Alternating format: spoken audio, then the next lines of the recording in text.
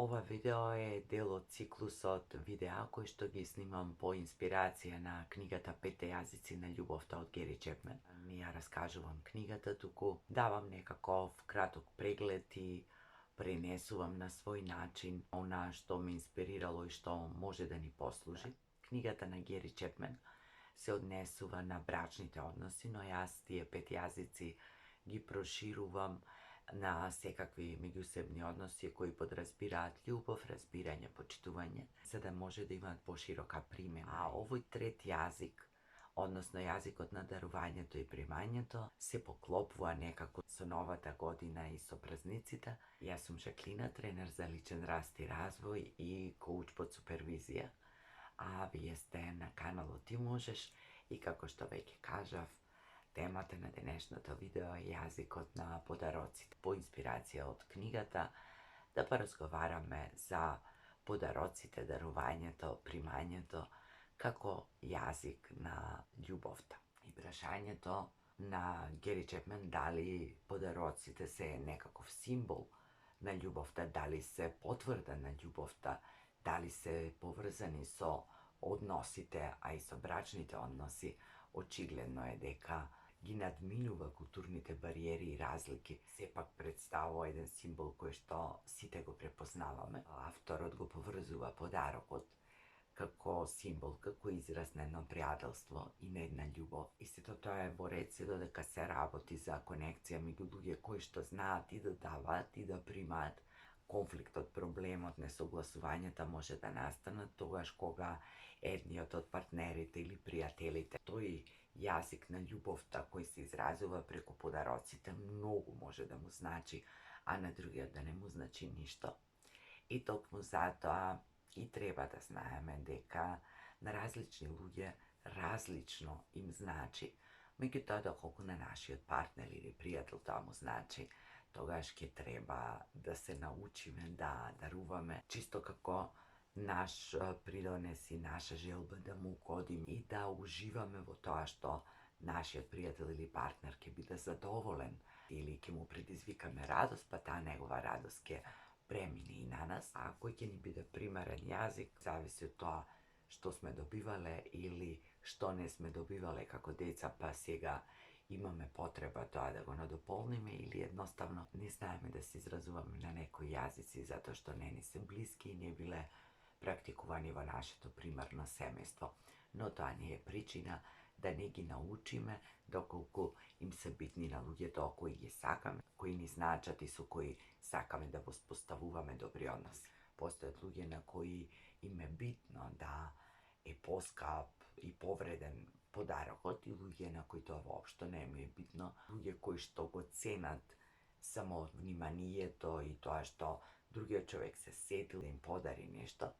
Меѓутоа и тука е битно да се поклопат тие двајца луѓе, тој што дава и тој што прима, и да се погоди дали тој кој што го дава подарокот е некој кој што троши пари, кој што сака да дава пари, кој што има на крајот на краиштата, доколку другата личност и не е толку битно или смета дека подарокот е прескап, може да се почувства навредена или понекогаш подароците да бидат злоупотребени и во знак на извинување или како благодарност за некоја завршена услуга. И тука нема ништо лошо ако и двете страни сметаат дека тоа е во ред. Ако едната страна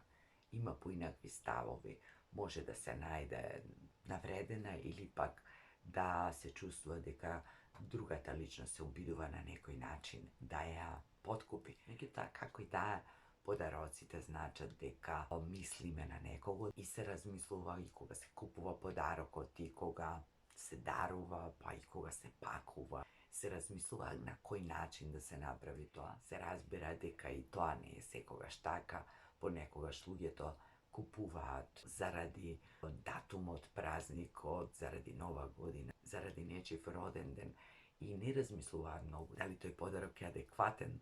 на личноста на која што ќе го подарат. Јас, например, повеќе ги ценам оние подароци кои што ми се дадени без посебен повод и причина. Се разбира дека ми е драго и тогаш дека ги ценам и тие подароци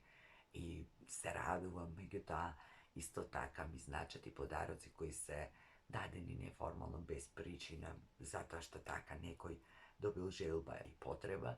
а и јас исто така знам да подарувам без повод и постојат исто така луѓе кои што повеќе сакаат да им биде подарокот купен и убаво спакован, да речеме ако е цвејке или ако е некоја картичка,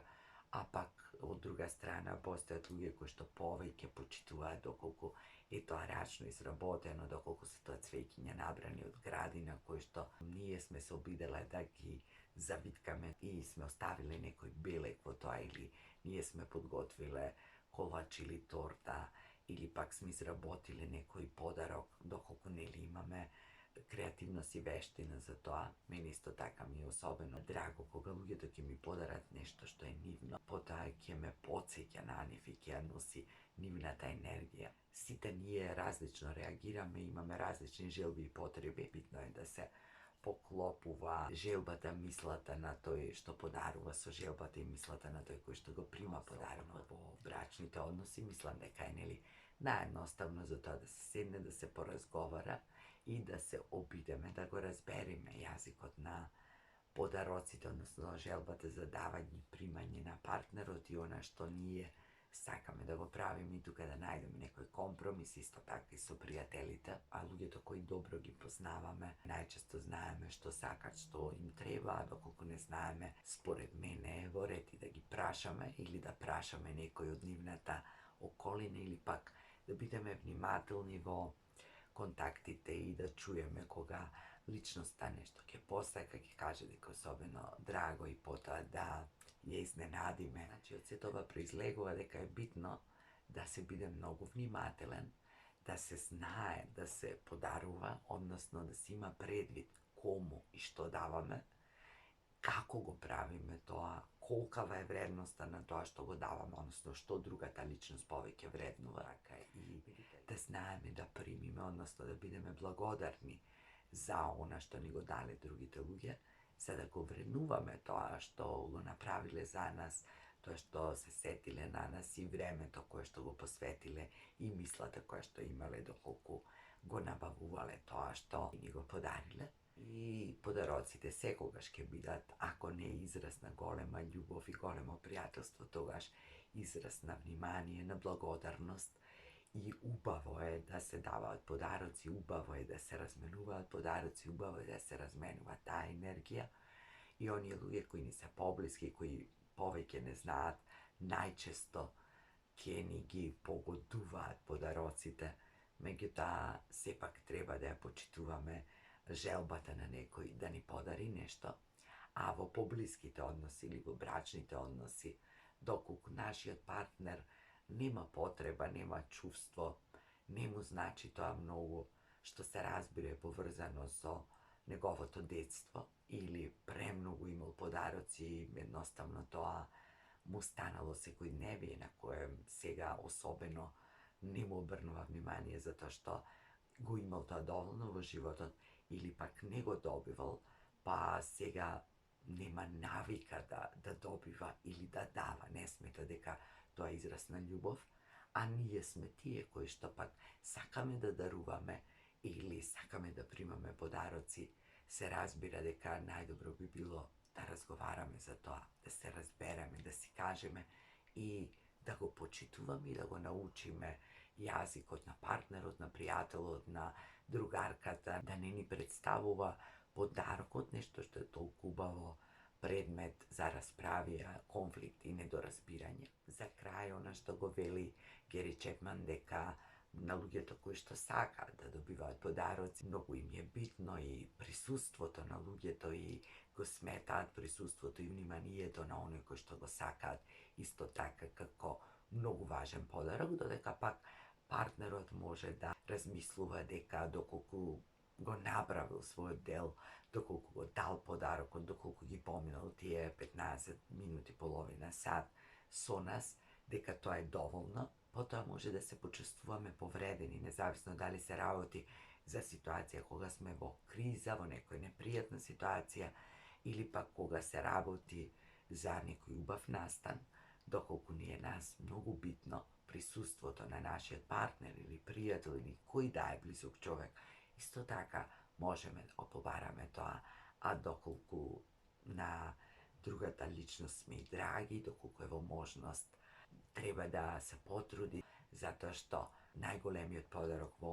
таа одредена ситуација што ќе ни го даде, ќе биде незиното присуство. Постојат луѓе и постојат ситуации во кои тоа многу повеќе значи од било кој подарок. Како и да е, давајте подароци, примајте подароци со благодарност, потрудете се да видите за какви личности се работи, што би им одговарало, што би сакале најмногу, како би било најприкладно да им се подари нешто, и уживајте и во дарувањето и во примањето. Ставете лайк на видеото доколку ви се допаѓа, приклучете се на каналот доколку не сте се приклучиле, погледнете некој од веќе ланските видеа и имајте убав ден.